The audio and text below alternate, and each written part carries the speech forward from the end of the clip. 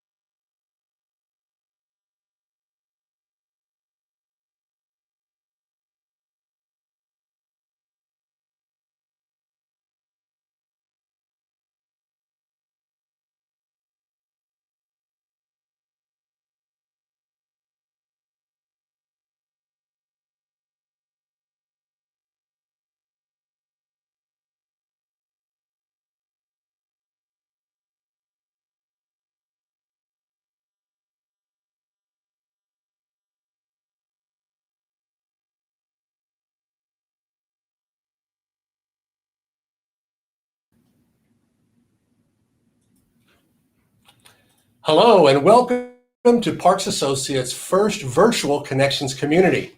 I'm Brad Russell and I'll be your host for today's session. Thank you for joining us and making a little bit of history today. As Elizabeth said in our pre-event video, this is the 24th year of Parks Associates holding the Connections Conference and the 15th year of holding our Connections EU. Today we're making history together as we bring those events online in this new online platform. As a lot of us have been telling each other in the last recent months, challenges are simply opportunities in disguise. And so we're grateful that you're taking a part of this opportunity today. Now, the technology may be new, but the core values of our events are always the same. Connections is dedicated to creating compelling conversations that speak to emerging technologies and the business decisions that drive winning solutions. I think as you hear our speaker and panelists today, you'll realize all over again that Connections participants are always generous with their knowledge. They're candid about the challenges and opportunities of doing business. And most of all, they're open to the kinds of partnerships that really make success in the IoT happen. As always, we're grateful to our many sponsors who help sustain the Connections community. We hope you'll get a chance to meet them. You can click on the appropriate tabs in SwapCard or actually any attendee, and you can connect with them and set up a chat or a meeting on the side. Also, we have a number of supporters who are very helpful in expanding the reach of the Connections community and promoting all of the great content we have lined up in the coming months. Now, let's take a quick look at our agenda for our session this morning. In just a few minutes, I'll start off by setting the stage with some analyst insight based upon a couple of recent MDU builder studies and consumer studies that Parks Associates has done. Following that, Andrew Beach with Mill Creek Residential will bring our Visionary Insight presentation where he talks about building smarter MDUs, the builder perspective. That'll be followed by a brief time of Q&A. Then we'll have our discussion panel. We've got a great lineup today of both solution providers as well as builders, and we'll be talking about renting, owning, managing, and tailoring smart home for MDUs. Again, that will be followed by a Q&A session. So in thinking about Q&A, let me remind you that the way SwapCard works is that you can submit your questions using the questions tab on the right of your screen. Make sure to do those as early as possible in a given presentation so that when we get to that point, our team can vet those questions and queue them up for me so we can use our time well. Now, we'll wrap up this session at 12:30, but it's not over yet, because when the session is over, you're invited also to participate in what we're calling post-session Zoom networking discussions. We have 3 different topics, and so after we're through in SwapCard, you will get some more information about how to click over and join in more networking discussions in Zoom. All right, so let's dive into our Analyst Insight section this morning as we seek to understand a little bit better about the current state of MDUs and smart home adoption today. So when we think about drivers of smart home technology adoption, one of the things we see is that certainly younger renters, millennials, Gen X renters, they value smart technology as an amenity really equivalent now to traditional apartment amenities. So for a long time, apartments have learned well that as they create amenities inside apartment units themselves, like granite countertops and wood floors and stainless steel appliances, or in common areas like pools and fitness centers and dog parks, that these have a very effective ability to help acquire new renters. One of the things we find in our surveys and also among builders who describe the interest level of current renters is that smart home technology is really rising to the top, equal to many of the classic amenities that MDUs have offered. And we'll see some data on that in a minute. We certainly understand that owners are learning and getting benchmarks now for the ROI. That is, that they can capture increased rental revenue from smart technology. They can also improve acquisition of new renters, especially in competitive markets, so they can differentiate their properties by using smart technology. And also, at the end of the lease contract, they can retain those renters because we're finding that smart home technology has a kind of stickiness to it. And so people are less inclined to move on if they have some technology that they've really grown accustomed to and enjoy. Now, on the other side of the business case, we know that owners are realizing operational efficiencies by leveraging smart technology for access control, for energy management, for risk reduction, They can reduce overall personnel and reduce their expenses as well. Finally, one of the biggest drivers today of smart home technology in MDUs is this explosion of package deliveries and third-party services for tenants that are really driving MDUs, both new construction as well as retrofits, to integrate whole building smart access control systems. In some regions of the country, that the demands of guest entry and third-party access to the building, all the way through the building, from the curb to the couch or the sidewalk to the sofa, or however you want to describe it, that property management personnel are discovering that they need help in order to manage the intense volume of all of these deliveries. Now, certainly there's a number of barriers that make it challenging, but none of these are deal breakers. One of the basic ones is that we know that multifamily development has a cycle of 3 to 5 years. And so it creates a long sales cycle. In fact, what we're seeing in market today really is the fruit of a lot of work by a lot of people across the ecosystem. And a lot of these deals were probably inked 3 years ago. And so it's really interesting to see how the pipeline is full of units. And some of our providers may talk about that today. And we certainly see a lot of optimism among multifamily builders about where the market will be 5 years from now. Now, we know that developers and owners' technology and investment needs, they vary project by project, building by building. And so they require customized solutions. And so this often can be a barrier to players in the market because certainly they have platforms and they have solutions that have worked in the past, but every time that's got to get tailored, for instance, to the unique access permission policies of any given building, or the unique business model that's been set up for that building, or the price point of the property, or the segmentation strategy. And so these make customization of solutions really important. We also, developers and owners, seek to future-proof properties. And so they're thinking down the road. If they're a developer, they're thinking about when they sell the property to a new owner. If they're an owner manager, they're thinking about down the road other kinds of technologies that they want to integrate in other ways that they can realize savings and drive revenue. And so developing solutions that are open, that are future flexible to expand is an increasing demand. Property managers also need integration of smart home platforms with property management software and workflows. And so it's not just enough to have a great home automation solution, that they really need solution providers that deeply understand the workflow of their property management teams, and that there's as little friction as possible, and the integration of things like smart access control and energy management with the software used to manage the residents themselves. And then finally, we find in our own study that some builders and owners lack confidence in quantifying ROI, that they intuitively get it and they can logically understand it, but they don't have kind of the baseline of numbers to really prove their case. And so it's really incumbent upon solution providers to be able to address that need for benchmarks for ROI. Now, here's a chart depicting that first observation I made about drivers, and that is that smart home really is becoming as popular as some traditional amenities or features. In this question, you see kind of a comparison of the interest level that builders find consumers exhibit towards not only traditional highly popular features, such as, again, granite countertops, high-speed internet access, secure access to the property, et cetera, and things like smart thermostats or smart door locks or smart smoke CO detectors. And so very quickly you see that, the smart thermostat is about to edge out the fitness center as a highly popular amenity. Also, we understand that many builders have very different business models, and they make the business case for adopting smart home technology in a variety of ways. We find kind of that the number one thing that helps differentiate, that helps builders adopt smart technology is that 65% of them want to differentiate their multifamily units from their competitors. So at this stage of the market, because adoption is certainly accelerating, but it's not widely readily available in the market, that in any given market, when a builder can put smart home technology in, that there can be a very distinct differentiation of their property from other competitive properties down the street. At almost the same level, we see that builders are very interested in adopting technology to add value to their properties. This is important not just to new MDU properties, but especially to retrofits, where you have decision makers like asset managers who have a portfolio of properties, and maybe some of them are Class B properties, and they're really trying to raise the value of the properties in the portfolio. And so increasingly, those kind of decision makers are seeing smart technology as a means to do that.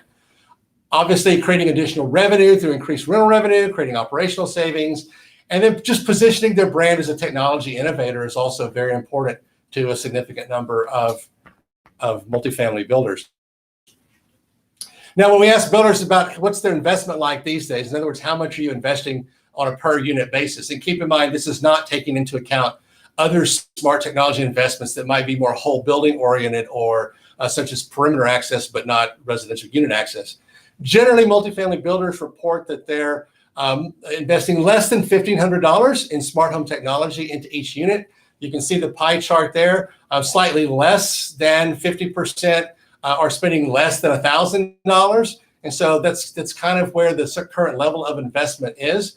Of course, this varies widely from those who are simply adopting kind of smart door locks and access control tools, and those who are adopting kind of whole home automation systems that might include smart thermostats and smart lighting and other smart features.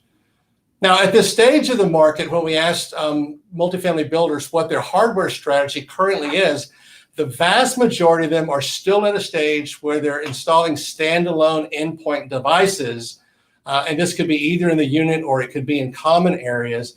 And so we see that 70% report that if they have to choose between describing what they're doing as endpoint devices or endpoint devices integrated with a home control system where they use a hub that's independent of security, or the third option is that they have endpoint devices that integrate the security system. The vast majority are just simply doing endpoint devices. There's a sizable portion that are using hubs. Keep in mind those hubs may be in the residential unit, or some platform players are installing them kind of down the hallway or in other kind of periodic locations throughout the building, and they may not be based in each residential unit. Now, when we ask multifamily builders about their preferred platforms for integration of smart technology in multifamily homes, it's probably not surprising that we see the tech giants top the desired platforms. And now with Ring's acquisition by Amazon, they're kind of up there in that tech giant platform. But there's a long tail in double digits. And so we see not only some of the leading smart access control providers like Schlage or Kwikset, we see ADT as a security provider with home automation and interactive security services capability, ranks very highly. And then we see a lot of our middleware players, some of them you'll meet today, Entrata, Stratus, SmartThings. We see Brevo, Dwello, IOTAS, Vivint, and others. So obviously there's a wide range of desirable platforms, and many of them have their own specialized niches or specialized feature sets that are attractive to certain builders. As I said earlier, builders rank a highly important feature of the products that they adopt for multifamily. First and foremost, that they must be integrated with property management software. And other thing is that they must exhibit ease of use for tenants and also ease of use for property managers as well. So these are kind of some of the leading features that are important. We see other things like the products need to increase the property value. They respond well to devices and brands that consumers already know and love. So there's kind of a pull, consumer pull in the adoption as well as a push. They're really interested in energy usage, package delivery systems, and other things. So these are all important features. Now, I mentioned at the outset something about the business case for multifamily, and I've kind of grown to think of this as the triple business case. Certainly there's operational savings. So one of the things we found in our recent Parks Associates study among multifamily builders is that 45% of them believe that smart home tech can drive savings of 7% or more annually. Now, when you're talking about multi-million-dollar operating budgets, I mean, this is a substantial amount of money. When it comes to rental revenue, we find that 57% of multifamily builders in our study believe smart home tech can drive additional rental revenues of $21 or more per month. Of course, this will vary widely from regions of the country, from price points of rent, but $21 or more a month by the majority of multifamily builders who are dispersed across the country. And then finally, I like to think of insurance risk mitigation as kind of a third tier of the business case. It's operational savings, but it's also more you're preventing operating costs that may or may not actually happen. So we find, for instance, that 61% of multifamily builders who have installed smart water flow meters and shutoff valves precisely for the risk mitigation. This risk mitigation, of course, also extends to fire prevention as well as theft. So that kind of rounds up some of the data points from Parks Associates' recent research. And of course, we have a couple of reports that are available to any of you if you would like to explore some of these data points and these studies more. Now, I want to transition to our Visionary Insight section this morning. We're really thrilled to have Andrew Beach joining us from Mill Creek Residential. Andrew serves as the Vice President of Community Technology for Mill Creek Residential. They are the 6th largest multifamily developer in the U.S. Andrew is responsible for the selection, design, and implementation of technology systems across their communities across the country. He has a decade of experience in technology systems design and construction projects. And also he has a deep background working with MDUs, such as Global Aid Network. So Andrew, welcome. Thanks for joining us today. And I'm turning the slides over to you.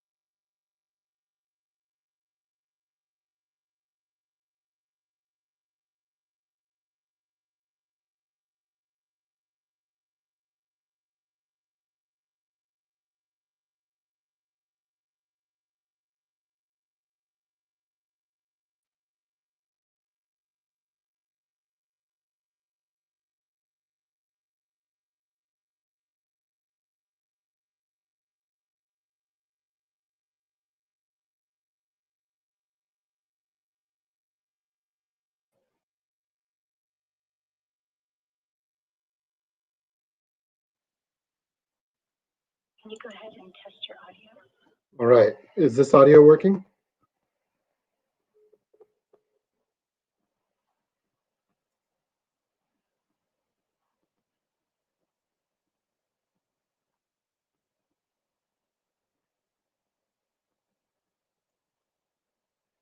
All right, let's jump back in. I apologize for the technical difficulty we had there. So let me start over again. Brad, I appreciate you inviting me to be a part of today's discussion. Working with Mill Creek, we have had the opportunity to implement 5 communities that are live right now with integrated smart technology. And so I'm just excited today to get to share a little bit about how we have established our values and kind of design philosophy and how we're approaching this from a owner, operator, builder perspective. And then what we're looking to do and kind of where we found value and even some of the lessons that we've learned along the way. So let me jump in quickly and we'll talk through some of what we've been doing here at Mill Creek. So one of the things that I would talk about is that we've really learned about is the idea of the connected building here. Really trying to build an infrastructure, and our team working with from our telecom planning to our riser planning to really lay a foundation that builds for our operations team, smart home technology, Wi-Fi calling. You know, from a connected standpoint, it's great to build automated systems, but we want to make sure that we're keeping the foundational things at the forefront, making sure residents can stay connected, that they can maintain their phone calls, that our operations team can use Wi-Fi and internet throughout the entire community, even into the parking garages, the elevators. And so we've just been really focused on how do we, from day one, from early in the plans, design the community to be completely tied and integrated all the way through the backbone in the closets in some of the more mundane areas, really give those attention to set ourselves up well going forward. And so as this space is continuing to evolve, we want to be ready for today, tomorrow, whatever those opportunities are. We don't want to miss out on an opportunity because of decisions that we had to make years earlier in the design process. Kind of from there, from Mill Creek's perspective, our key areas of focus have been full access control. We want full mobile access control as we talk about the student housing groups that are coming in to live in our communities. We want to enable them to be able to come and go completely on their phone, to be able to interact with visitors, to be able to interact with delivery services, package delivery, and have that all in one space. And so as we'll talk a little bit later, really how that's played into the partnerships that we've created.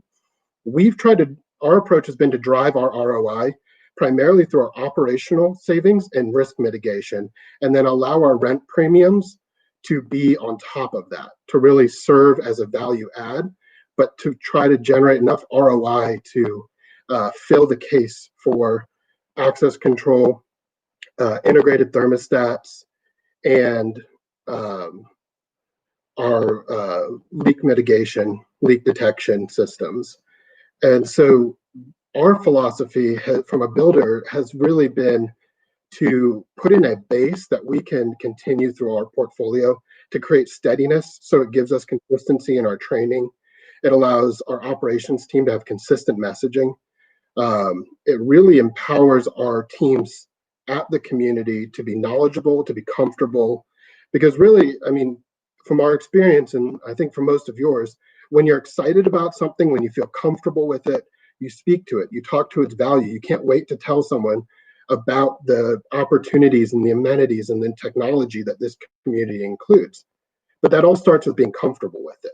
You have to feel confident and comfortable and excited to be able to deliver that value. And so one of our key tenets is in the planning stage to start early and to get the entire team together. We really want our operations, our asset management team, our development and construction groups to all be together as a part of this planning to know what we're headed towards at the end. What is our deliverable? What is our goal as we get started? And so that starts with decisions like retail or bulk internet. How are we going to approach our telecom structure so that we can build off of that platform and layer on, that opportunity if we're going to use bulk internet from the networks that are there to then build that relationship to drive cost savings as we layer on automation and programs and smart home. And so from our perspective, it's been there's been a bunch of savings around the ideas of scope, coordinating scope, because this really impacts our operations team. That scope is who owns those pieces in the end, who owns the quality of the network, where's the finger pointing going to occur once we go to deliver this community and people go to make this their home. How do we then use that scope and that design to prepare for the future? For us, it's been a lot of testing, innovation testing around CBRS, around future connection, around 5G, around having fiber in our backbone so that we don't have to ever rerun cables across our horizontal areas. We've really been trying to focus on coordinating those networks so that we don't have everyone with separate networks, that we have a coordinated setup where everyone knows their piece and part and is then able to deliver that. And a part of that planning stage, obviously, is the critical access control planning, some flexibility, trying to balance delivering flexibility and security, that we don't lower our security expectations in the opportunity or the desire to have new features or opportunities. And so let me just quickly kind of touch on partnerships before we open it up to question and answer. Sorry for the time we lost at the beginning here. But our partnerships have been key. And there are great devices and there are great technologies out there. But in the end, there will be challenges as you go to deliver these communities, as many of you already know and experience on a daily basis. And your partners will deliver that value when the rubber meets the road. When you're in those challenges, for us, our very first project, we had designed dimmer switches for our outlets. You don't want to have a dimmer switch on an outlet. There's a lot of bad things that can come from that. And through our partnerships working with Stratus and Leviton, we were able to have new switches delivered in 2 days, no cost to the project. Working with our partners has allowed us to know what's coming, to be prepared for the future, to rally around projects that have challenges around time or budget. And so for us, those key partnerships have been Stratus, Leviton, Honeywell, just to name a few, Brevo, Legion. These groups, it really, developing those relationships goes far beyond the technology. It goes far beyond the devices, and it's a trusted relationship where everyone's going to have their challenges, and you lean on each other to be able to deliver something that's really special. So kind of running through this, I want to leave some time for Q&A, but the one thing that I would leave you with, and this is kind of where I was wanting to finish, was keep the end in mind, focus on training, make sure that the people, the teams on site are empowered to feel knowledgeable, comfortable, and excited to engage our residents in really enjoying the value that we've created. So let me turn it over and let's, hopefully we can have just a few questions and response. Hey, Andrew, thank you so much for very practical insight into the way some of your projects have developed. So we actually have a ton of questions from the audience. I still want to give you your 5 minutes, so don't worry about the schedule.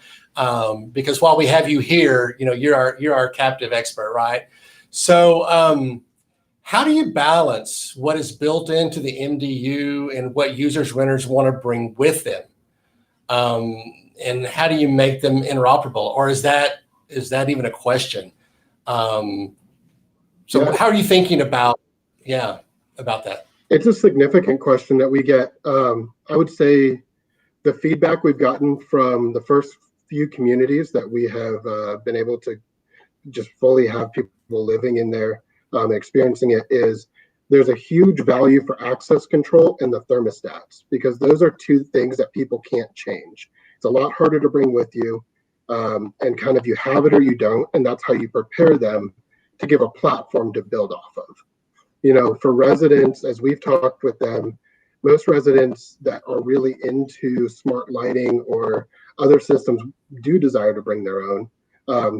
We've been really fortunate in our partnership with Stratus, because their platform allows us to actually deliver those devices that are the owner-owned devices out to the resident. And then in a platform like Alexa or Google, they can then build up their smart home. And so they can bring those two worlds together and blend them into one space that they can fully make their own. So you mentioned Alexa and Google there at the end. We had a question about how you're thinking about voice control. So could you address that briefly? Yeah, we look at voice control, one, as we want from a liability standpoint, and we really want the resident to own whatever voice control platform they want to use. For us, it's critical, even if we're giving it away, and it's pretty often to unlock that value that we give away a voice assistant device on move-in, but we make sure that the resident understands that that is theirs to own. And then from there, that's really the platform where they can build their smart home. Because we look at you able to bring out the devices that the owner provides, they're able to bring in the devices that they prefer, and they can build one space that fully manages their home. Great. So how are you thinking about longevity of devices? I mean, obviously properties are built to last for decades. So how do you think about the longevity of various smart technology that you're putting in? Yeah, that's definitely a real challenge. A light switch had a lot longer lifespan before we got into the world of smart technology. And so, as we do that, we just do it from a planning standpoint of when we count the costs, we understand that, these devices, worst case scenario, probably have a lifespan of 5 to 7 years. Hopefully, as time will prove, we would expect that to be longer. And again, that's part of the focus on the base. Access control systems can outlive a lot of these systems as long as you have partners that you continue to be able to evolve and gain upgrades with. You want systems that really do continue to open up to the latest features or new opportunities rather than having to do system changes. But from the longevity of the device, it's a cost exercise that has to be planned for. So you are accounting for that in your business model, that all the replacements that will happen down the road. That makes sense. Yeah. I guess the final question, Andrew, is COVID-19, right? I mean, everybody wants to understand, how is COVID-19 affecting the tech investment of developers and owners? What could you share about that? I think that's one of the areas that we've seen the biggest payoff for the investment that we've made in integrated access control. Because at least from a building standpoint, the majority of that ability to respond to COVID-19 is based on two things. One, access, and being able to mold your access to fit the contact needs and the touring needs, being able to do agentless touring and virtual touring. And I didn't really touch on that, but that's part of having a building-wide Wi-Fi network, having infrastructure in place that you're able to adapt to, whether it's new devices, looking into options around air purification and sanitation, contact tracing. A lot of it is right now following what is happening and then having the flexibility in kind of our core design to adapt and launch new technologies where we're looking at more of a device price rather than an infrastructure rebuild or having to retrofit the backside of the building. That's a lot tougher. Sure. Well, listen, Andrew, I wish we could talk all day about it, but I'm going to have to move on to our panel. But thank you so much. Sorry for the technology glitches that we had, but a lot of us are learning new tricks, right? So thanks so much. Good luck to your work.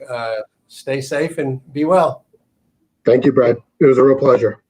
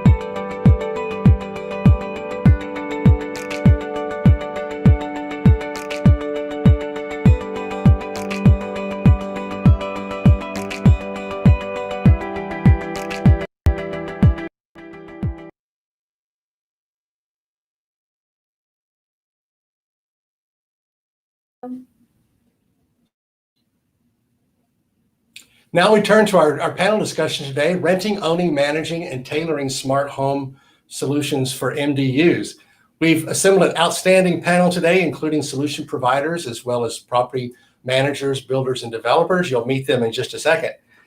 You know, in the Parks Associates study that I cited in the opening today, one of the things that we found is almost 40% of multifamily builders believe that 40% of new multifamily construction will include some kind of smart technology by 2025. So builders in general are bullish on smart home technology, and there's no reason to believe that COVID-19 would diminish that. And in fact, as Andrew just said, in fact, COVID-19 probably increases appreciation for a lot of the new technology that's being implemented. Now, we're going to ask we have a couple of polling questions for our audience today. You will find those in the polls tab to the right of your screen next to the questions tab. We encourage you to just go ahead and weigh in on those polls because it takes a little bit of time to process, and then I'll come back and I'll touch in with the results, touch back with the results of those polls in the course of our discussion. Also, remember to keep submitting your questions. We've got a ton of questions. We'll get to as many as possible, but you can submit some unique questions for this group if something occurs to you in the course of the panel discussion and conversation. Now, let's meet our panelists today.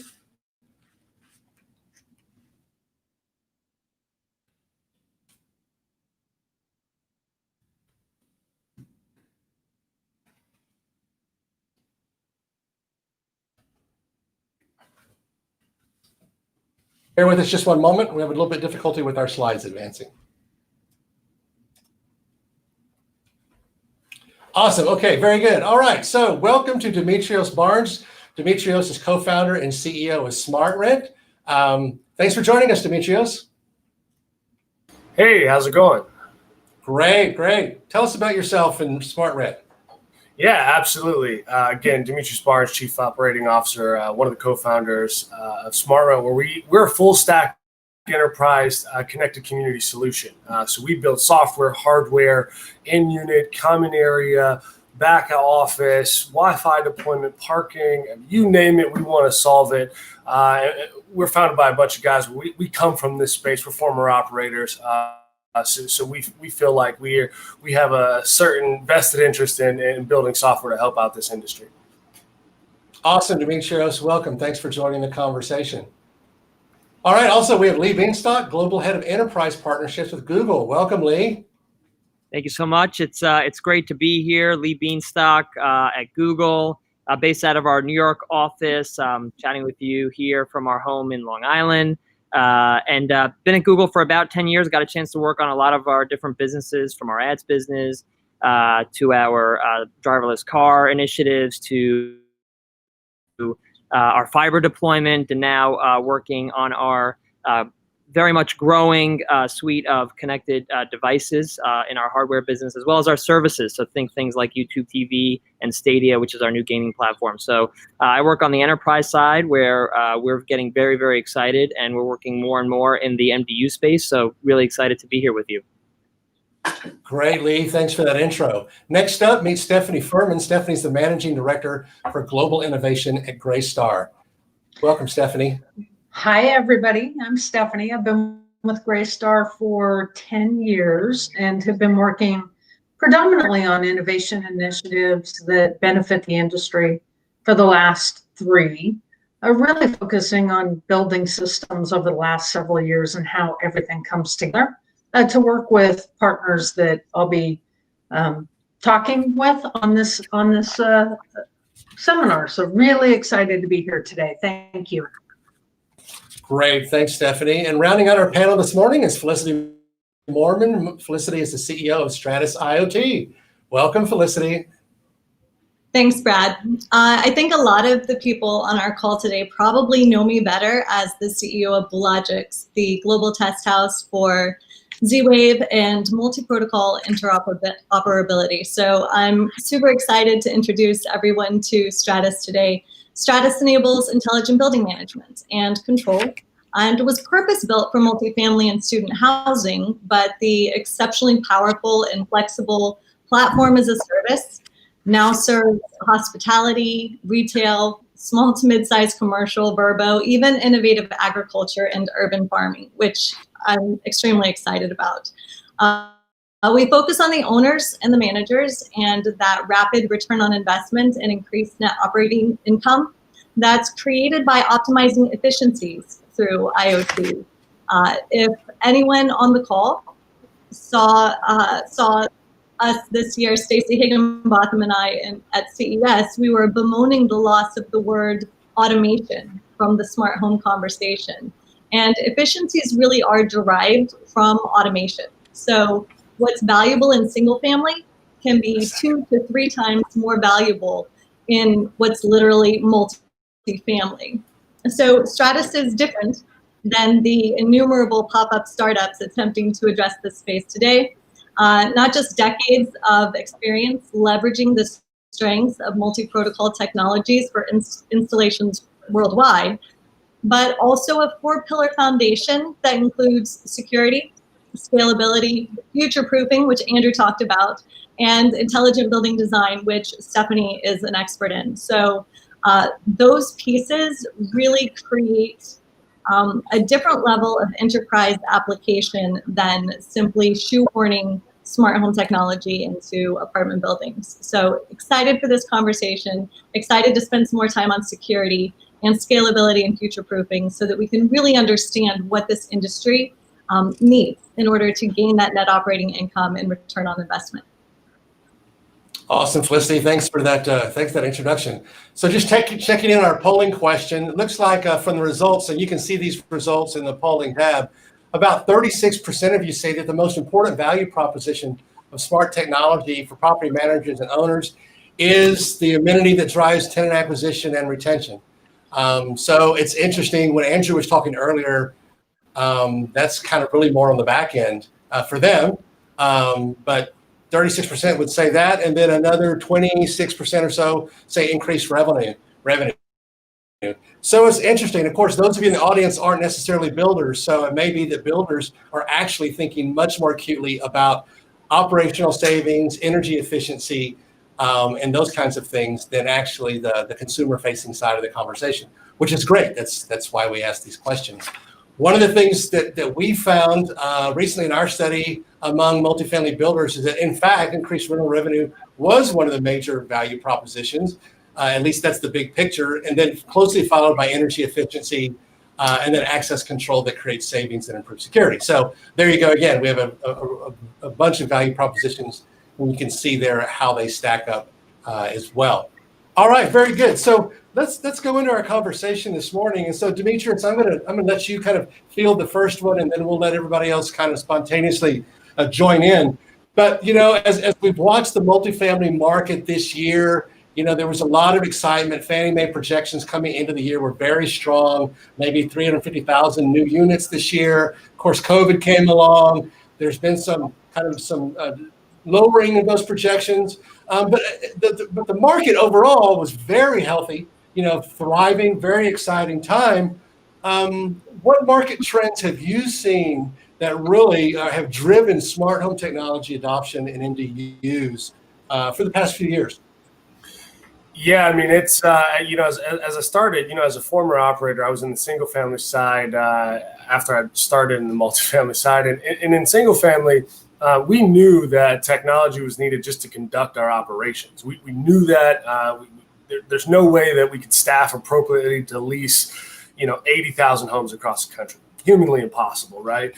So we really had to leverage our partners and whatnot. And so, that was back in 2012. And I think, up until March of this year, the message, from us and others, I'll pick on Felicity, who's definitely been a champion in that. We've all been saying the same thing, and really that the change is in my opinion here is people finally get it. They're finally accepting of what other industries have seen for years, and that's the lack of need to physically be there and have a really high touch engagement level. I pick on the car industry, and look what folks are doing over at Carvana. Folks just want to buy cars without somebody there. I do believe the engagement is more important. The touch points become that much more focused, which I believe helps you deliver a better experience. But now the freedom for people to interact, without somebody there is where it's coming from. When I listened to Andrew earlier, spot on. It's about the infrastructure. It's about allowing these things to happen. And what we saw in March is folks saying, I need to live my life. I need to conduct business. The big thing that I don't want right now is I just don't want to come in contact with anybody. So, I think that messaging is really just resonated for everyone now. And, myself and everyone on the panel today, we've all seen just this massive influx in folks saying, okay, it's time. I know I need to do this. And what I think it's interesting about the multifamily industry is we talk about new units being built all the time.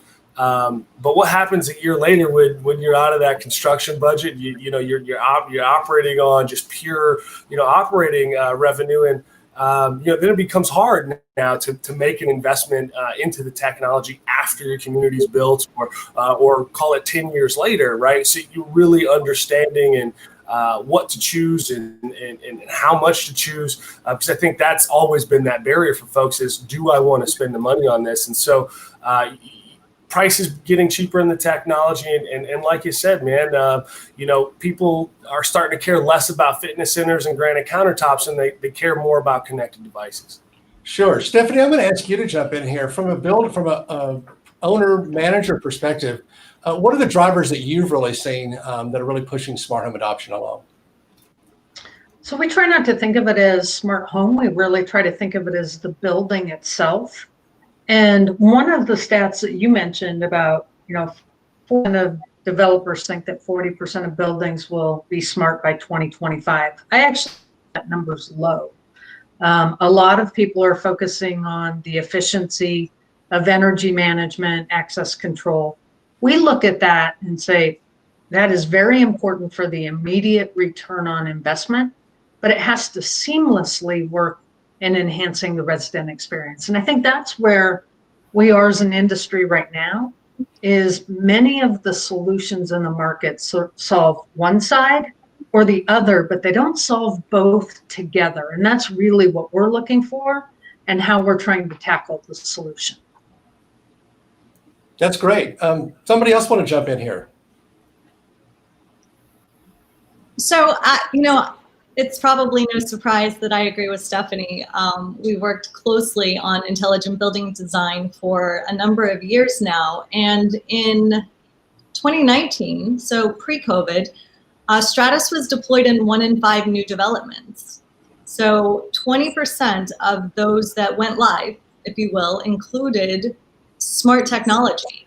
And Stratus is modular. So sometimes an owner or an operator needs to focus on energy savings. Sometimes they focus on sidewalk to sofa, trademark, access control. So we tend to deliver to the owner or operator what it is they need versus a prescribed smart home experience. And then we land and expand. And so the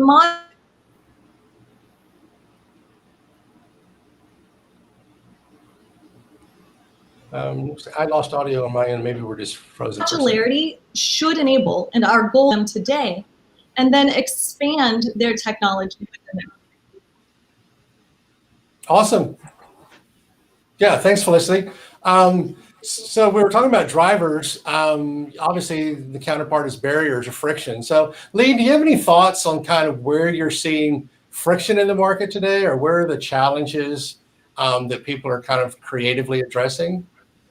Yeah, I mean, I think one of the biggest challenges, at least, in terms of adoption, has always been, what everyone's been describing, which is how do I figure out the ROI, right, on something maybe I've never deployed in one of my properties, or how do I figure out, what the rent increase is going to be, or what the operational efficiencies are going to be for the first building I ever do. And I think that hurdle is getting solved more and more as operators start to install this technology into at least a portion of their portfolio and start to see some of the data bear out.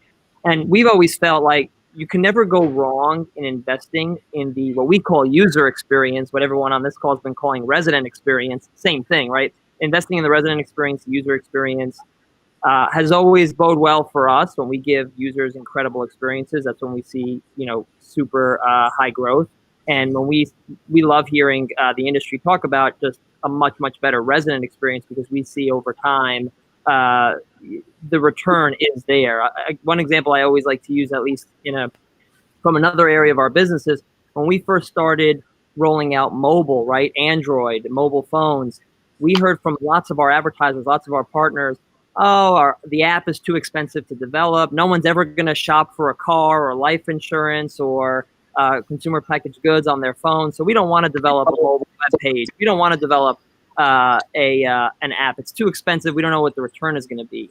And over the years, we saw those companies that leaned in to where residents were, where users were in that case, they invested there. They're the ones that saw the huge adoption and the huge return once they saw users shifting. We saw the data very early on. People were going and searching on their mobile devices more than they were on their desktop. And we were going and telling these folks that. And the ones that invested in that better user experience, which is, where they wanted to be, which is on the mobile phone, they're the ones that saw the huge benefit long term. They got the huge head start.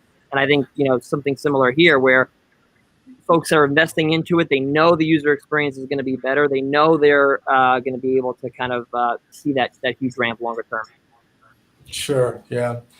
So we've talked a lot in the opening here about kind of the obvious value propositions, the operational savings and rent revenue increases and risk mitigation.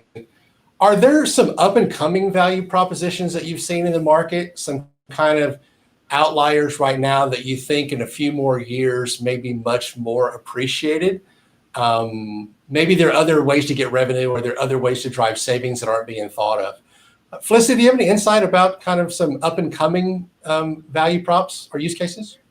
I think Felicity had to reboot, so we might want to redirect that question. So Stephanie, since you spoke up, congratulations. Oh, great. As I look at the whole building and I look at all of the things that we're doing with the vendors on the phone, including like Google, there are additional areas that I think we'll see a lot of activity over the next couple of years. And then beyond the resident experience, I think we'll see expansion into systems like solar, water flow, complete control systems. I think that will be the next evolution that we see in the connectivity. Yeah. Yeah, well, jump in. Stephanie, I think you hit it on the head, and what it does for me is it really goes back to the thought that Lee brought up about a user experience, and I couldn't agree more with the statement of user experience. Look, at the end of the day, residents, the folks who are paying rent, and this is how we all make money, right? But, I think that's something that's really core, especially to us, given we come from this industry. When I think about the user experience, not only the resident experience am I thinking about, but I'm also thinking about the site team member. So when Stephanie talks about, complete control of the building, bringing these things together, another extension that to me, not only is the air quality and energy savings, leaks, but parking. I think that's something that's really new, and I think folks are really, just trying to figure out how to manage that. And when I think about parking, one of the things that comes back to me is why is parking such a big conversation for a lot of these owners and builders out there right now? Is because that's a pretty dated experience for the operator of that building, right? And so I think when we think about the user experience, personally, it's a mission statement of ours to make sure that we're really thinking about our users who are using our system every single day, and what the extension of the user experience is that Andrew brought up earlier is I'm looking at our partners like Google and Alexa. Those are the voice controllers. My house is Google everything, right? So that's where I'm conducting my resident experience for the most part. But when I think about the guys that are operating the building and tasked with looking at data and using that data to influence their operations, using data to respond to things like the pandemic right now, it's that experience that I think is is somehow just lumped into operational efficiencies. I think that level of experience it gets a lot of injustice when we talk about experience, and I think that's really important for us. Sure. So, talking about user experience, I know we've done some studies of just kind of consumer reviews of various solutions. And of course, we all know that online reviews it's kind of slide toward the negative. But, if a resident user, has a 20-second latency in unlocking their door lock, right, that's a problem, right? That's a user experience problem. So, and this is kind of tossed up for all of you, but, what have you learned along the way about, crafting these user experiences? Like, what are the non-negotiables? And what have you learned about what consumers really want, or what property manager, what their priorities are? Anybody can jump in here. I'll jump in first. So I think that I might approach this answer from a slightly different perspective, but as I think about it, one of the biggest areas we've had problems is in the actual execution of the entire project. You have so many different parties involved right now, whether it be mechanical and electrical, low voltage, contractors, different suppliers, different standards, and different integration points. So bringing that all together into a project, into a cohesive experience for the user, whoever they are, has been probably one of the most difficult things that we've seen.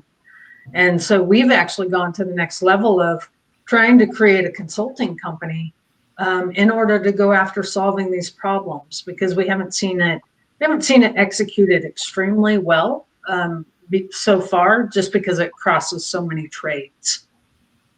Great. Yeah, I think anybody on the panel today would say that, this is highly complicated stuff and it's really hard to make it look really easy.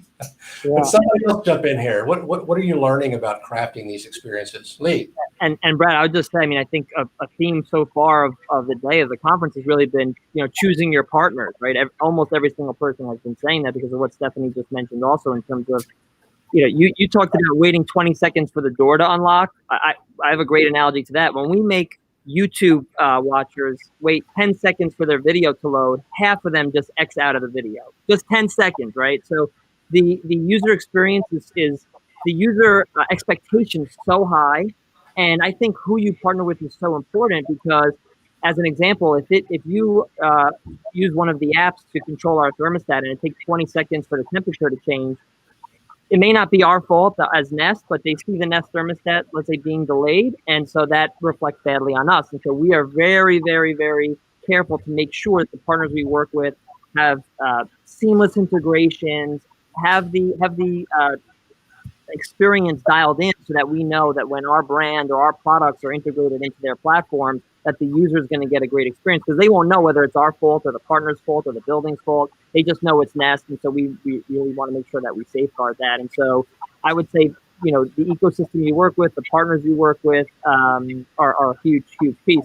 And let me just add, I know we all know each other from before this panel, and a lot of everyone on the call is partners with us. I just love it. Brad, you were saying you showed a slide. Google is the most desired smart home. I love that slide. And then Demetrius is saying Google everything. This is the best panel I've ever been on. This is fantastic. So I would just double down on that. It's great to be partnered with folks on this call. And when you showed that slide, I hadn't seen that before. So it was good to see that it was us and not some other tech companies up at the top there. But I think who you partner with is super important. Well, Lee, I have to quickly say that is purely objective market data. They didn't just call people from Google. Felicity, anything you want to add here about crafting these user experiences and what you've learned along the way? Yeah, it's been nearly a decade since we started addressing the multifamily space in conjunction with other things that we were doing originally before we really buckled down and began to focus in 2013. And while we focused on the owners and operators, the residents are the natural beneficiaries of the time that they're investing into this very challenging installation.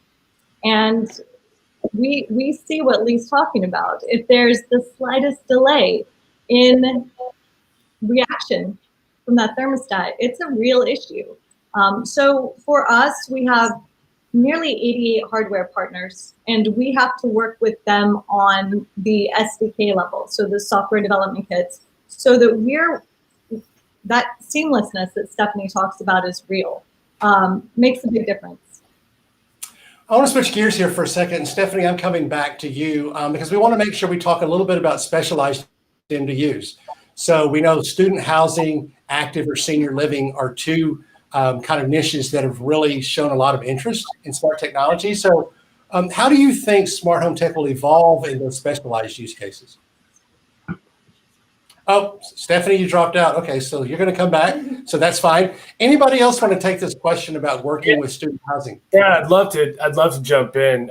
We were reached out with the group by a group in Minneapolis who's specifically focusing on building communities that are specialized communities with individuals who have types of impairments or disabilities. And when we engage in that conversation, of course, the basics are there, smart locks and thermostats and things like that. But the level of type of sensing folks wanted, whether that was motion or contacts or, of course, the obvious like leak mitigation, but where are those folks around the property? Do their loved ones have a sense of, hey, I know where my loved one is, and their first journey outside the home as they try to establish a life of normalcy.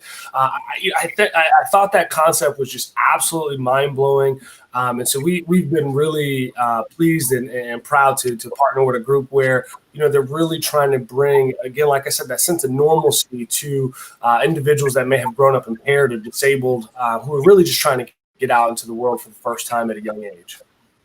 That's a great example. I think Stephanie is back with us now. So Stephanie, we were talking about how we think smart home will evolve to serve specialized use cases like student housing or active senior living. Demetrios was just talking about the disabled community. So what are your experiences in some of these niches? Yeah, so the Greystar Smart Buildings team, they've actually been working with our student group for quite some time. Our student team has been probably one of the most progressive as they think about the demographic and psychographic of college students today. And so they expect everything to be connected in a second. In most buildings, there is no traditional cable. So we're partnering with companies like Google to look at how we bring solutions not only for video, but for gaming, full connectivity throughout the communities. And then on the flip side, I think probably the most underestimated community within multifamily is active adult and senior, where I think people often say, oh gosh, they aren't going to be strong adopters of the technology. We're actually in many instances seeing that to be quite the opposite.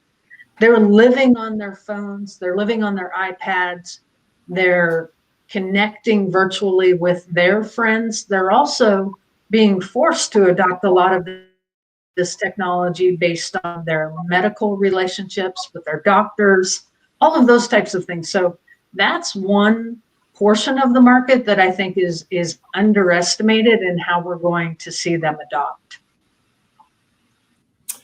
And what's your take Brad, on? Go ahead.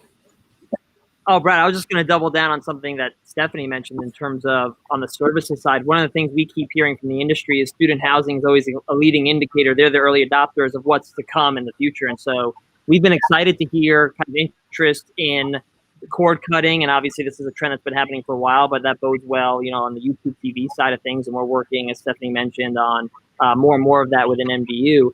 And then on the gaming side, right, we're also, as Stephanie mentioned, partnering on how do we bring those sort of the gaming platform that we're launching into student housing, and that's great to see as a leading indicator for what the future may bring. It's funny, on the active adult, Stephanie and I partnered on a building in my Google Fiber days. Where we wired up an active adult property. And our goal has always been bring great internet to as many people as possible. But I'm the business guy, so I look at the numbers on the back end. And I didn't expect some of those buildings to be our best performing buildings. But in the end, as Stephanie mentioned, they were, right? Because folks are connected. And so I think sometimes we have to check some of our biases, right? And just say like, let's go and test, let's go and see, let's look at what the data bears out. And Stephanie was pushing for it, and she, was right. And that's some of our best performing buildings on the active adult side. I think the active adult side is also interesting in the age of COVID and contactless. We did a pilot in a property, a senior living property, where we put our home hub displays for video calls. People were not able to have visitors for fear of the coronavirus. We put the ability to do two-way video calling with loved ones, with caregivers, with family members, with friends. And we saw tremendous adoption and usage of that. So, we've seen a lot of interest and great use cases that are maybe different from our traditional business within, student housing and senior living. Yeah, that's a great insight. Was somebody else going to jump in here? Well, I think that while we're talking about multi-dwelling, the tangential industries, hospitality, I just in my introduction, I talked about innovative agriculture. The same technologies that are needed, surprisingly to me at least, in those units are sometimes required in a container or per plant. There's apparently some very expensive plants out there, but I won't name any names. So those technologies that lend themselves well to iteration are going to be able to survive the fluctuations of the market economy today and the different variety of challenges that we're all dealing with. For those who are addressing the retrofit market more aggressively, right now, residents don't necessarily want people in their units, so that can be really challenging. But if you're addressing new development, we're still essential and they're still building. So this new market fluctuation is going to require a lot of flexibility. And I think that the multi-protocol needs of that, along with the network infrastructure, are going to really be determining as a factor in long-term success and viability. So how do you think, we've talked a little bit about how COVID-19 we think will impact adoption of smart tech in apartments, but can you think of some other ways we haven't talked about that you see COVID-19 really kind of giving some acceleration or direction to some new uses of technology? Certainly around access. Question.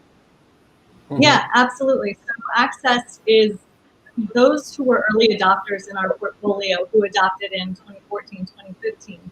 Smart access control, again, from sidewalk to sofa. So not just that unit door, because if you can't get in the front door, how are you going to provide a self-tour, for instance? They really are bearing the benefit of the opportunity to self-tour without any new technologies.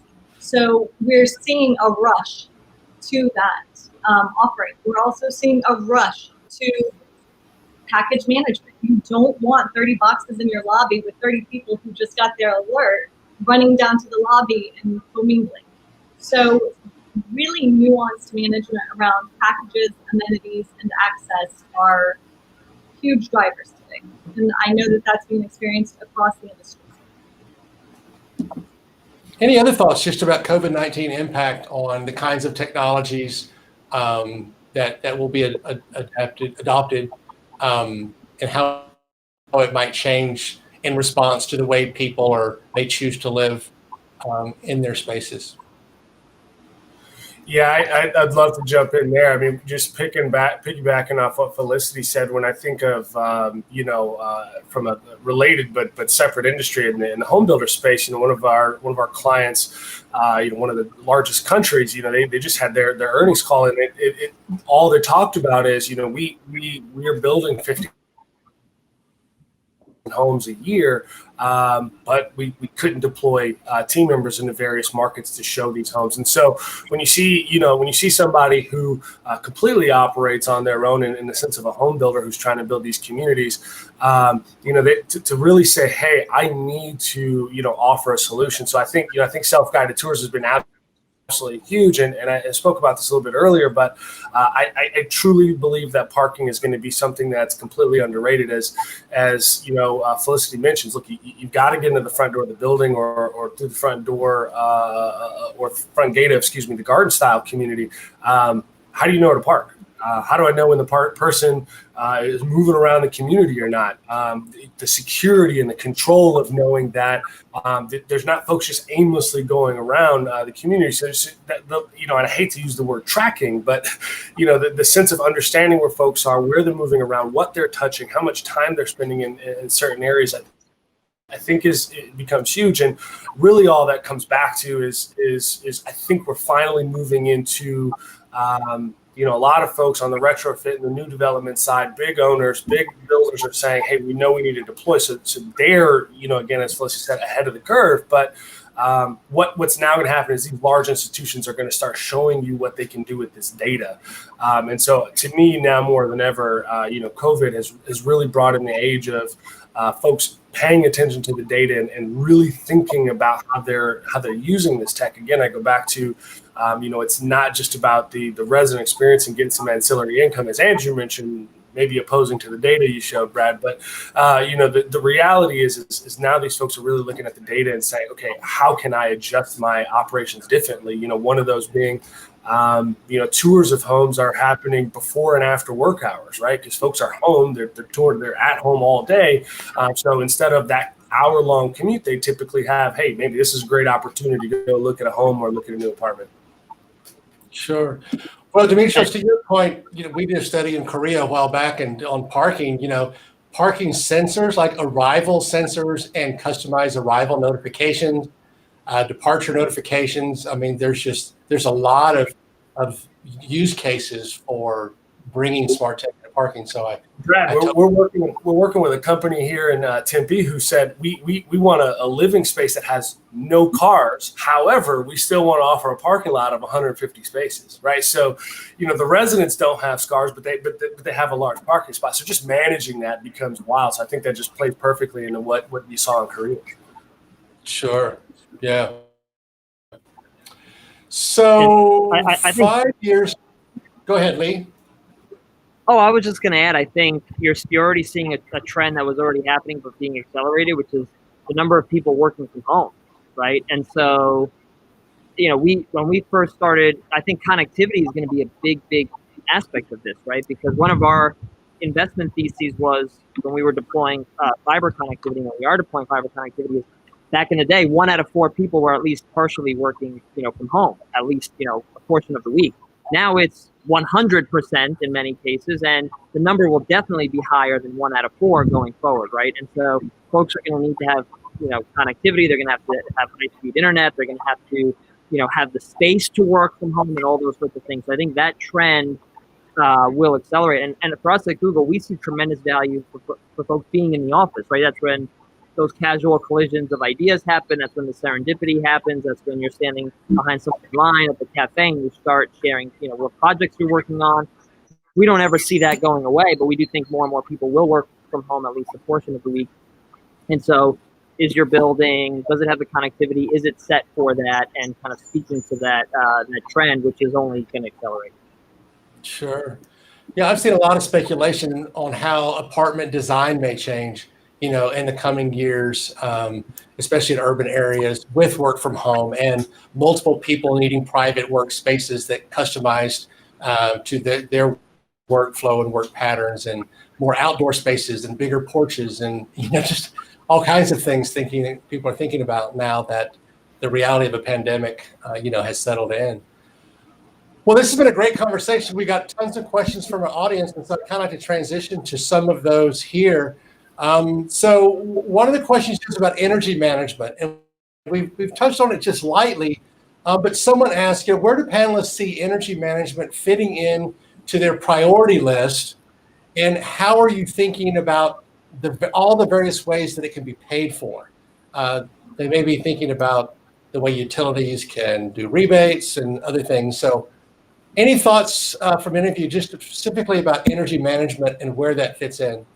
Absolutely. We're currently working with, we're here based in Scottsdale, Arizona. So we're working with a local energy provider now who they're struggling with managing the power grid itself. And so through various partnerships, we're partnering with that electric company and other, multifamily owners and single family owners to say, hey, how can we adopt specified schedules set by that energy company to in turn help them manage their grid and also have an efficient experience for the user. And what that's now doing is the money that's being saved by the energy company, their thesis is, hey, now I can reinvest that in the folks who are joining these programs. And so whether you are the homeowner or the home builder or operator, you're now seeing energy companies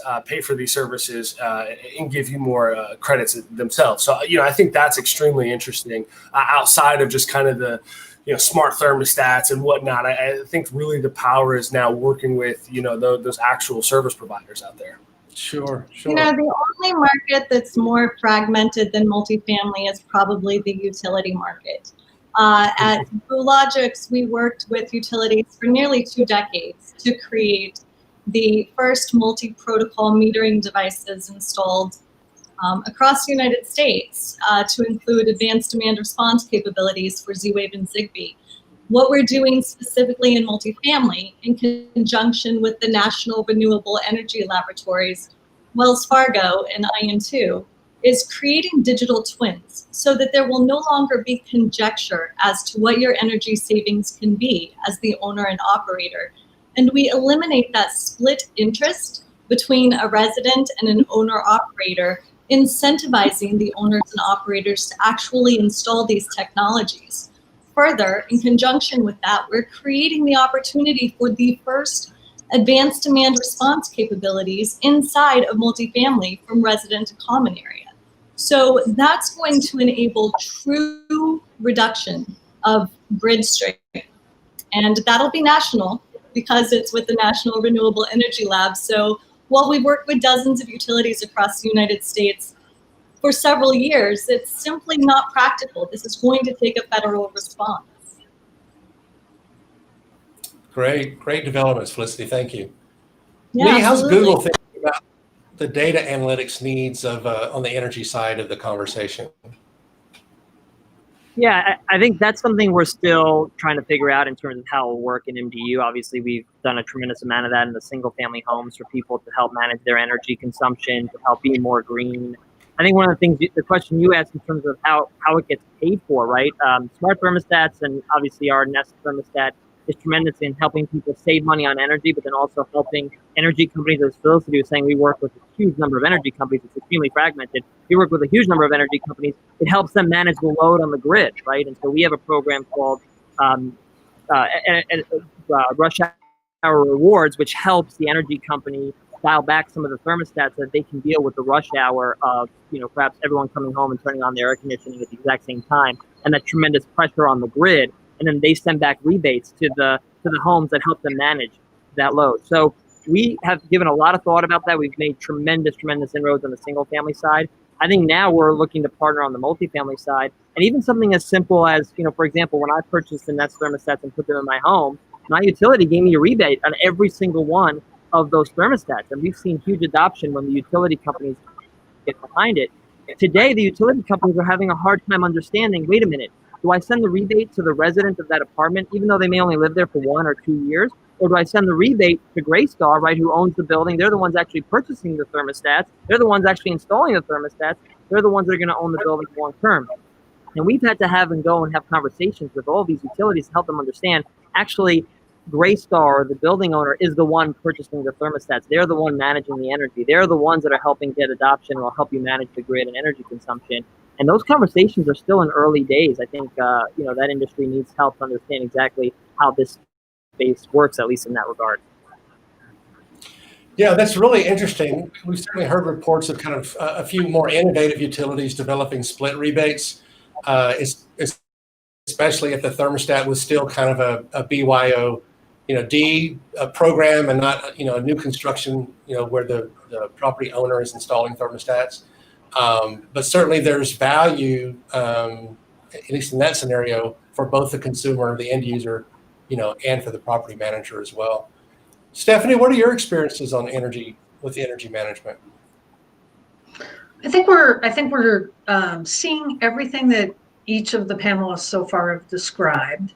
I think that one of the areas we're really trying to struggle is how do you actually, if you're paying to create energy savings, how do you pass on a portion of that back to the residents, even though net they're actually getting overall savings? And so there's a fine line, as everybody's been trying to delineate, of what is the resident responsible for, what is the owner responsible for, and then how do you actually share that data in a responsible way in order to incent both?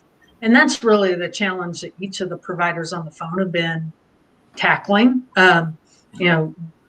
We've had many conversations with Google about, hey, candidly, Lee, we wish you'd share more data.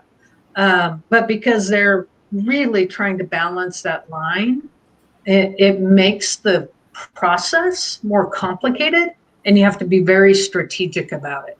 I think every company on here is working through it, ultimately so that we can incent both, but it is a process right now. Sure.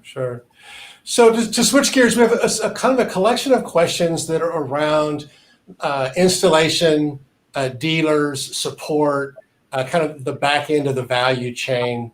That's probably not a great phrase, but that part of the value chain. Talk a little bit about various strategies for using system integrators, developing dealer networks versus some solution providers for kind of building their own proprietary teams. Can some of you speak to maybe the two solution providers? You could talk to that, and then maybe kind of the experience of that of installation on the other side of the conversation. Demetrios, can you kind of jump in here and talk a little bit about the role of a system integrator and the dealer installer? Yeah, absolutely. First and foremost, I think the answer is you got to do both. I think when I look at the new development market, it's comprised of a lot of folks that make up these dealers, these partners. So you've got to incentivize those guys and help them deliver your package in an efficient way. That being said, we are definitely one of the guys, from the very beginning who said, we fully believe on what the deployment, what the installation looks like, what that training, and I hate this phrase now because it doesn't work, but a super high touch experience. And so, when I think of that, the reality is, and I'm going to pick on something Stephanie said earlier because I think it was spot on, and it, is naturally our thesis behind this is, unfortunately, no disrespect to any partner that may be listening here, but you have your own goals, and I have mine, and so sometimes, unfortunately, when not the company is rolling out a solution, and you rely too much on a third party to do that. I do believe there are times, and these are things that I hear from clients who are saying, "Hey, I've done this; it's been great, but I don't know if I really know how to use the platform," and we kind of just have it. And so I think when you have an installation and a training experience that's done by the company who makes the software, who brings this all together, and it's much more handheld experience, the reality is your retention rate goes through the roof. The people that are using the platform, again, what Lee brought up as users, who again I'm referring to now is the site team members who are using the platform. When that retention rate becomes really high, those response scores become just fantastic, and now those users become the champion of your system. So it's when I think about the new development side, again, I think you just need to have a channel partner strategy. But the reason why we've been so extremely successful in the retrofit world, especially in the REIT and portfolio rollout concepts, are you really have to control that experience and deliver experience that people want to keep coming back to. Excuse me. Sure. Felicity, how are you thinking about installers, dealers, and even as distributors? Yeah, so we definitely take a different approach than SmartRent. We have had the Stratus Certified Partner Program up and running since our inception, since 2015. And our viewpoint is that rather than disrupt the relationships that exist today, our better opportunity is to create a bigger pie. So our Stratus Certified Partners are a lifeblood resource for referrals and opportunities to increase their income as we increase our own traction in the marketplace. We're in 400,000 units around the globe, and you simply can't do that alone. That takes these experts in the space, the people with the relationships with owners and operators that are long-term, so that we can expand what they're capable of doing while we expand our own footprint. And that's how we launched in Japan with KDDI. That's how we've launched here with major MSOs. It's how we're launching in Latin America, the UK, and the EU. And we've found if you put the investment into those resellers, integrators, and installers, it pays back multifold. There are trusted advisors in the space, and we expect the experience to be the same as if we're delivering it ourselves. That doesn't happen by accident, for sure, but it's certainly been effective for us. Great. So Stephanie, from the property builder owner side, what's been your experience with installation as far as what you need to happen? And then similarly, support. Like what do you need for the kind of support to support both the resident and the property management person, you know? Yeah, I would say it starts with a properly designed network. And we're just in the infancy of seeing properly designed converged networks between Wi-Fi, cellular, IoT, and across the virtual user bases. So it starts there. And then it really takes on who are your suppliers, as Lee mentioned, and how are each of the contractors collaborating in order to make sure those systems work at the end. So the number one gap we've seen in a lot of the suppliers in the industry has been the coordination across their solutions into others. Not necessarily anybody on this call, but it is a problem in the industry. As it relates to support, I think we see the same thing.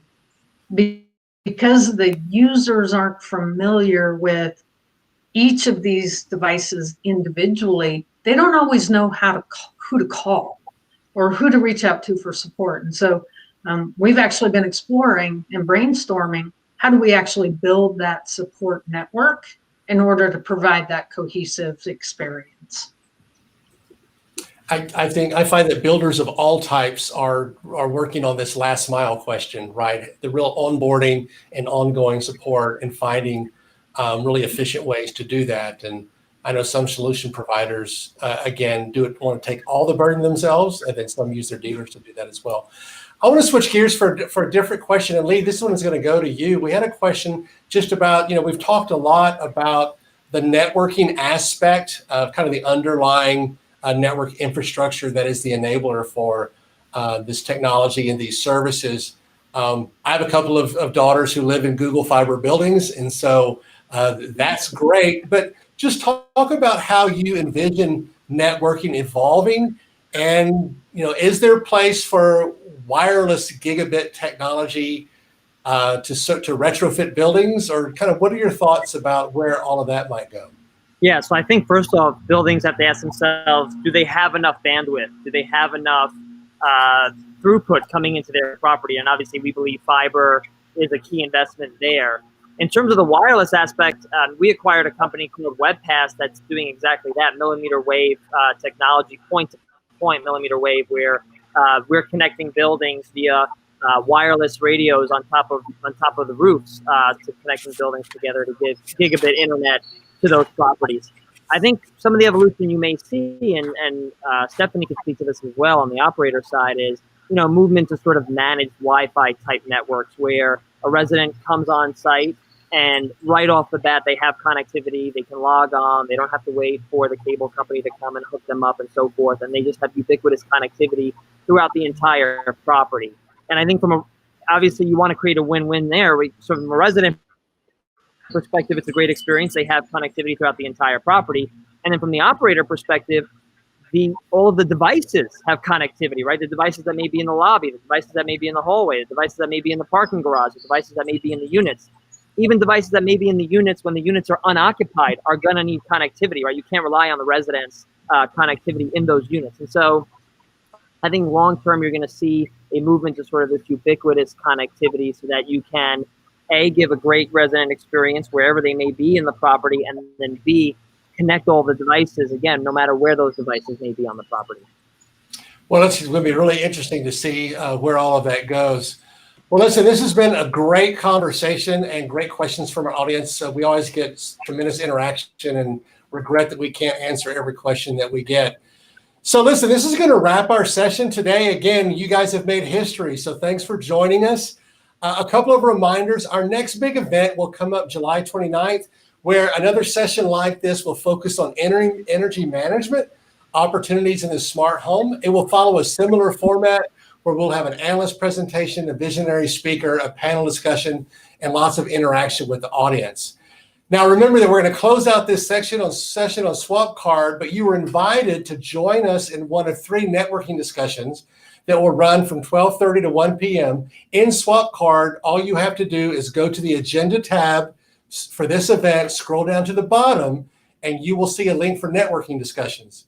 If you go there, you will see the option for 3 different groups. The 3 topics will be the adoption of connected devices, a group for households with children, and a group around value-added services. Our Parks Associates analysts will be leading those conversations in Zoom. And so when you click the link, it will go directly to Zoom. If you already have an account, you should pop right in. If you don't have an account, you may have to create one. But listen, thank you so much for joining us today. Thanks to our sponsors and supporters and to all of our amazing panelists. It's been a great day. We look forward to joining you again on July 29th. This is Brad Russell. Be well and be safe.